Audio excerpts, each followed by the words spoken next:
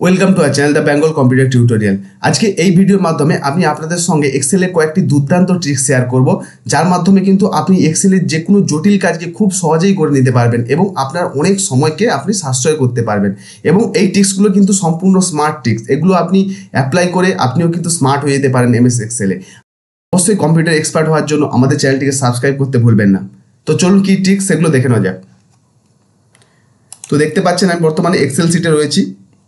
দেখুন, এক্ষেত্রে আমি ধরুন একটা ডেটা এখানে লিখে রেখেছি, যেখানে কি আছে একটা স্টুডেন্টের ডিটেলস আছে, স্টুডেন্টের নেম রয়েছে এবং তাদের কয়েকটি সাবজেক্ট রয়েছে এবং সাবজেক্টের মধ্যে এখানে মার্কস এন্ট্রি করা রয়েছে। তো এবার হচ্ছে আমাদের এটাকে টোটাল করতে হবে। এবার আমি এটা স্টুডেন্টের ডেটা দিয়ে দেখাচ্ছি, আপনি এটা যে কোনো ডেটার উপরে কিন্তু অ্যাপ্লাই করতে পারবেন, আপনার অফিসিয়াল হোক বা আপনি কোনো ট্রেনিং পারপাসেও কিন্তু এটা খুব সুন্দরভাবে ইউজ করতে পারবেন। দেখুন, আমরা যদি এখানে সবাই টোটাল করি, ধরুন না এখানে আমাকে টোটাল করতে গেলে কী হবে, এই যে প্রত্যেকটা সাবজেক্টের মার্কস রো ওয়াইজ যেমন আমি যতটা সিলেক্ট করেছি এগুলোকে টোটাল করতে হয়। আমরা যে কোনো ডেটাকে এরকম টোটাল করার জন্য কি ফাংশন ইউজ করি, নর্মালি ইকুয়ালস টু দিয়ে সাম ফাংশন ইউজ করি। সাম দিকে ব্যাকেট শুরু করে যতগুলো ডেটার আমরা যোগ করতে চাই সেই ডেটা রেঞ্জটাকে সিলেক্ট করে ব্যাকেট ক্লোজ করে এন্টার দিলে আমাদের তার টোটাল মার্কসটা চলে আসে এবং ধরে আমাদের ক্লিক অ্যান্ড ড্র্যাগ করে দিলে বাকিগুলোও চলে আসে। তো এই পদ্ধতিটা আর অ্যাপ্লাই করার দরকার নেই, এর থেকেও শর্টকাট পদ্ধতি রয়েছে যোগ করার জন্য। তো কীভাবে দেখুন, আপনি সব যোগকে একসঙ্গে করতে পারবেন। তো দেখুন, ফার্স্ট টাইম কী করবেন, আপনার এখানে যত ডেটা রয়েছে সবগুলোকে সিলেক্ট করবেন। দেখুন, আমি এখানে যতগুলো ডেটা রেখেছি সবগুলো কিন্তু সিলেক্ট করেছি, সবগুলো টোটাল সহ। ওকে, তো আমি এইখানে সাবজেক্ট থেকে শুরু করে টোটাল যে সেলটা রেখেছি ওটা সহ আমি সবগুলো সিলেক্ট করেছি।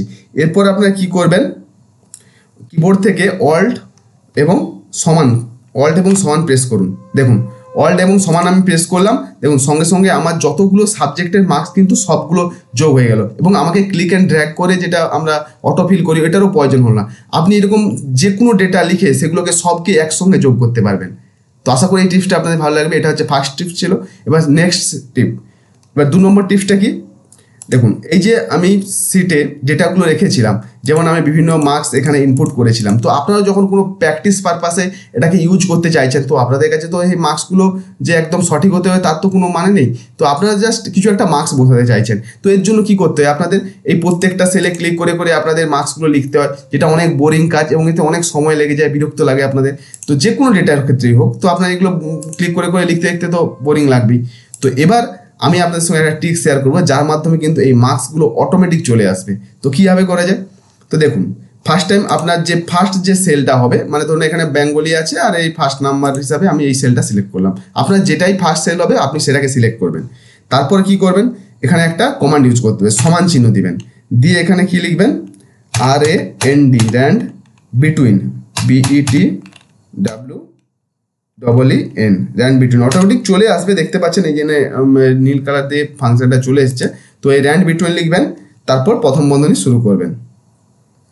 করার পর এখানে আপনার যে সেলের যে ডেটা রেঞ্জটা হবে, ধরুন না আমি এখানে মার্কস বসাচ্ছি 100-এর মধ্যে, তাহলে আমি এখানে লিখলাম মিনিমাম মার্কস ধরলাম যে হয়তো 35 আর ম্যাক্সিমাম মার্কস ধরলাম 100। তো আমি এটা লিখছি। এবার আপনার যেই ডেটার ক্ষেত্রে যেটা প্রয়োজন হবে, আপনার যদি ধরুন না 1000 থেকে 1 লাখের মধ্যে দরকার, তাহলে আপনি 1000 থেকে 1 লাখ লিখবেন। তো আমি যেভাবে করছি আপনি শুধু সংখ্যাটা চেঞ্জ করে নেবেন আপনার প্রয়োজন অনুযায়ী। তো আমি এখানে যে ক্ষেত্রে ধরুন না এখানে লিখলাম 35, ঠিক আছে, যেহেতু আমি 35-এর উপরে বসাবো মার্কসগুলো, তো যেটা রেঞ্জ দুটো সিলেক্ট রাখবেন তার মধ্যেকার সংখ্যাগুলো কিন্তু বসবে। তো আমি 35 দিলাম, কমা দিয়ে আমি ধরলাম 99, ঠিক আছে, 35 থেকে 99-এর মধ্যে আমি সংখ্যাগুলোকে বসাতে চাইছি এখানে। তো আপনি সেই অনুযায়ী লিখে নেবেন। এবার আমি ব্র্যাকেট ক্লোজ করলাম, জাস্ট এন্টার প্রেস করলাম, দেখবেন আপনাকে একটা স্যাম্পল নাম্বারও দিয়ে দিবে, ঠিক আছে। এরপরে কি করবেন, আপনারা এই যে রো ওয়াইজ ডেটাটাকে আগে এখান থেকে অটোফিল করুন। দেখুন, অটোফিল করার সঙ্গে সঙ্গে আমার কি হলো, সবগুলো এখানে ফিল আপ হয়ে গেল। এবং বাকি ডেটাগুলোতে সংখ্যা বসানোর জন্য আবার এই ধারে ডান দিকে যে অটোফিল আইকনের উপর মাউস পয়েন্টটা নিয়ে গিয়ে লেফট ক্লিক করে নিচের দিকে ড্র্যাগ করে দিন, দেখুন অটোমেটিক সবাই কিন্তু নাম্বার বসে গেছে। জাস্ট আপনার এটা অনেক সময় লাগতো, তো কয়েক সেকেন্ডের মধ্যে কিন্তু আপনার এই ডেটাটাকে এইভাবে ফিল আপ করতে। তো এখানেও যখন আপনার স্যাম্পল ডেটা বা নাম্বারের প্রয়োজন হবে, তো আপনারা এই ফাংশনটা কিন্তু অবশ্যই ইউজ করবেন। ওকে, তো এবার আমাদের নেক্সট ট্রিক্সটা কি, নেক্সট ট্রিক্স হচ্ছে নম্বর 3। দেখুন, এখানে আমি একটা সেলস রিপোর্ট রেখেছি, যেমন সেলস রিপোর্ট অফ 2024। তো এখানে ধরুন আপনি কয়েকটা ডেটা লিখে রেখেছি, যেমন dealer name, sales in January, February, March, April, May, June, July, যাই হোক আমি এইভাবে লিখে রেখেছি। তো আপনারাও কি করবেন, এইভাবে আপনাদের যেটা প্রয়োজন হবে সেই অনুযায়ী কিন্তু আপনারা এটা লিখে নেবেন আপনার যে ডেটার উপর আপনি ফিল আপ করতে চাইছেন বা যে ডেটাগুলো প্রয়োজন, মানে যে ফিল্ডগুলো, সেই ফিল্ডগুলো আপনারা ফার্স্ট টাইম এভাবে লিখে নেবেন। আমি এখানে সেলস হিসেবে দেখাচ্ছি তাই এগুলো রেখেছি।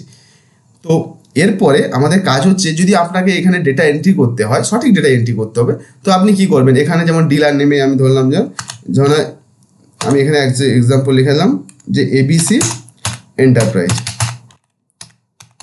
তো আমি লিখলাম এবিসি এন্টারপ্রাইজ। তো আপনার সেলস ইন জানুয়ারি, আপনার জানুয়ারিতে কত টাকা সেলস করেছে আমি ধরলাম এখানে হচ্ছে 50,000। সেলস ইন ফেব্রুয়ারিতে ধরুন আমি 30,000।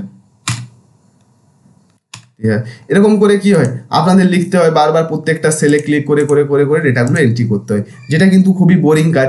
তো এটা একটা লিখতে লিখতেও বিরক্ত ভাব লাগে, বারবার ক্লিক করে করে লিখতে হয়।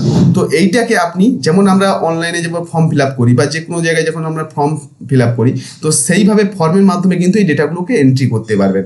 তো কীভাবে এটা করবেন, তো চল দেখা যায়। এটা কিন্তু স্মার্ট টিক্সের মাধ্যমে ডেটা এন্ট্রি করতে হয়। এটা দেখবেন আপনার ডেটা এন্ট্রি করতেও সুবিধা হবে, তো যাতে ভুলও কিন্তু হবে না এখানে। তো কীভাবে করবেন, আমি ডেটাগুলোকে আগে ইরেজ করে দিচ্ছি, তো মুছে দিলাম। এবার আপনি যে ফিল্ডগুলোতে ডেটা এন্ট্রি করতে চান সেইগুলোকে আগে প্রথমে সিলেক্ট করে নেবেন। ধরুন না আমি এখানে সবগুলো, যেমন dealer name, sales in January থেকে একদম জুন অবধি ডেটাগুলো এন্ট্রি করতে, তো সেগুলো সিলেক্ট করবেন। আপনার এখানে যদি এক্সট্রা যদি থাকে, যে ধরুন আপনি ওগুলো ডেটা এখন এন্ট্রি করতে চাইছেন না, তো সেগুলোকে অ্যাভয়েড করবেন। তো যেগুলো দরকার হবে সেগুলোকে আগে সিলেক্ট করে নেবেন। এরপর কি করবেন, এরপর কিবোর্ড থেকে শিফট প্রেস করে F10, shift plus F10 press করবেন, ঠিক আছে। দেখবেন আপনার কাছে এরকম একটা পপ আপ উইন্ডো আসবে, এখানে লেখা আছেন দেখুন সার্চ দ্য মেনুস, ঠিক আছে। এই রকম একটা অপশান আসবে, সার্চ মেনু অপশানে আপনি কি লিখবেন, ফর্ম, FORM, ফর্ম লিখবেন, দেখবেন ফর্ম অপশানটা আপনার কাছে সামনেই চলে আসবে। এবার ফর্ম অপশানে ক্লিক করবেন, এখানে একটা পপ আপ মেসেজ দিবে, আপনি জাস্ট ওকে ক্লিক করুন। দেখুন আমার কিন্তু একটা ফর্ম অটোমেটিক এখানে তৈরি হয়ে গেছে। তো এই ফর্মের মাধ্যমে কিন্তু আমরা ডেটাটা এন্ট্রি করুন। যেমন এখানে দেখুন প্রথমে আপনার যে যে ফিল্ডে যা ছিল সব ফিল্ড নেমগুলো কিন্তু বাম দিকে দেখুন পরপর এসে গেছে, এবং তার পাশে একটা একটা টেক্সট বক্স চলে এসেছে। এবার এর পাশে আপনার ডেটাগুলো এন্ট্রি করতে হবে। তো ধরুন আপনি এখানে ডিলার নেমের জায়গায় আমি সেটাই লিখছি, ধরুন এখানে লিখলাম এবিসি এন্টারপ্রাইজ, ওকে। তো এবার আপনি পরের বক্সে যাবেন, তখন বলবেন আবার তো সেই ক্লিক করে লিখতে হবে না, তখন আপনি কি করবেন, জাস্ট ট্যাবে ক্লিক করবেন, করে হচ্ছে এখানে আপনার সংখ্যাগুলো লিখুন, ওকে। আবার ট্যাব প্রেস করবেন, আবার সংখ্যাগুলো লিখুন। এইভাবে হচ্ছে আপনার ডেটা এন্ট্রি স্পিডটাও কিন্তু অনেক বেড়ে যাবে, এবং আপনি এই ট্যাব প্রেস করে করে যখন লিখবেন, তো এখানে আপনার হচ্ছে ভুল হবারও সম্ভাবনা কিন্তু অনেক কমে যাবে, ওকে। এই যে ধরুন আমি পুরো ডেটা এটা ফিল আপ করে দিয়েছি। এবার আপনি ধরুন না নিউতে ক্লিক করুন, দেখুন নিউতে জাস্ট ক্লিক করলেন, দেখুন অটোমেটিক কিন্তু ডেটাগুলো আমার সব কিন্তু পরপর সেল অনুযায়ী কিন্তু অটোমেটিক বসে গেছে। তো এখানে ভুলও হবে না, এবং আপনার ডেটা এন্ট্রি স্পিডটাও কিন্তু অনেকখানি বেড়ে যাবে। তো এইভাবে আপনার যতগুলো ডেটা প্রয়োজন হবে আপনারা কিন্তু সেইভাবে ডেটাগুলোকে এভাবে এন্ট্রি করে নেবেন। এই ছিল আমাদের 3 নম্বর টিপস। এরপরে যে টিপসটা শেয়ার করবো এটা হচ্ছে 4 নম্বর টিপস। এটা কি, ধরুন আপনাদের কিন্তু অনেকেরই দেখবেন এক্সেলে কাজ করার সময় এই যে হোম মেনু বারের যে রিবনটা সেটা কিন্তু হাইড হয়ে যায়। ধরুন আপনি এখান থেকে কোনো একটা হয়তো ডেটাগুলোকে কালার করবেন, তাহলে আপনি সিলেক্ট করলেন, করার পরে আপনি এখানে হোমে গেলেন, হোমে যাওয়ার পরে এখানে দেবেন টেক্সট কালার থেকে আমি ধরুন এখানে একটা কালার করলাম, রেড কালার করলাম। তো আবার যখন আপনি ধরুন অন্য কিছু করবেন, তো আপনি দেখবেন বাইরে জাস্ট ক্লিক করার সঙ্গে সঙ্গে অটোমেটিক কিন্তু এই রিবনটা কিন্তু হাইড হয়েছে, মানে টুলস বার যেটা বলে ওই রিবনটা কিন্তু হাইড হয়ে যায়। তো আবার আপনাকে ইনসার্টে ক্লিক করে ধরুন আপনি কিছু একটা কাজ করলেন বা কোনো একটা টুলস নিয়ে ব্যবহার করলেন, তো আবার যখন বাইরে ক্লিক করছেন বারবার এটা কিন্তু এটা হাইড হয়ে যাচ্ছে। তো এটা আপনার কাছে একটু বিরক্তি ভাব হতে পারে যে বারবার ক্লিক করে করে আমাকে কোন মেনুর মধ্যে কি অপশনগুলো আছে দেখতে পাওয়া হচ্ছে। তো দেখুন অটোমেটিক হাইড হয়ে যায়। তো এটাকে হাইড এবং আনহাইড দুটোই করতে পারবেন। কি হবে, ধরুন এখানে দেখুন কন্ট্রোল প্রেস করে সিটিএল প্রেস করে F1 প্রেস করুন, দেখুন সিটিএল F1 প্রেস করলে এটা কিন্তু অটোমেটিক এখানে চলে আসবে, আর কিন্তু দেখুন হাইড হচ্ছে না। আমি বাইরে যত ক্লিক করছি এখান থেকে ধরুন না আমি কিছু একটা নিলাম, তো এখান থেকে ধরুন আমি এটাকে কালার করলাম, তো এটা কিন্তু কালার হয়ে গেল, তো বাইরে ক্লিক করছি এটা কিন্তু আর হাইড হচ্ছে না। আর যখন আপনার মনে হবে যে এইগুলো টুলসের আপনার কোনো কাজ নেই, তো এগুলোকে আনহাইড করলে আপনি অনেকটা পেজ আরও বেশি দেখতে পাবেন, তো আপনি কি করবেন কন্ট্রোল F1 প্রেস করবেন, তো এটা হাইডেরও কাজ করবে এবং আনহাইডেরও কাজ করবে। আবার কন্ট্রোল F1 প্রেস করুন, দেখবেন আবার আনহাইড হয়ে যাবে। তো যদি ভিডিওটি ভালো লেগে থাকে এবং ভিডিওগুলি আপনার কাছে হেল্পফুল বলে মনে হয়, তো অবশ্যই ভিডিওটিকে লাইক করবেন এবং চ্যানেলটিকে সাবস্ক্রাইব করে আমাদের পাশে থাকবেন আরও নতুন নতুন অনেক কিছু শেখার জন্য এবং নিজেকে কম্পিউটার এক্সপার্ট করে তোলার জন্য। ধন্যবাদ।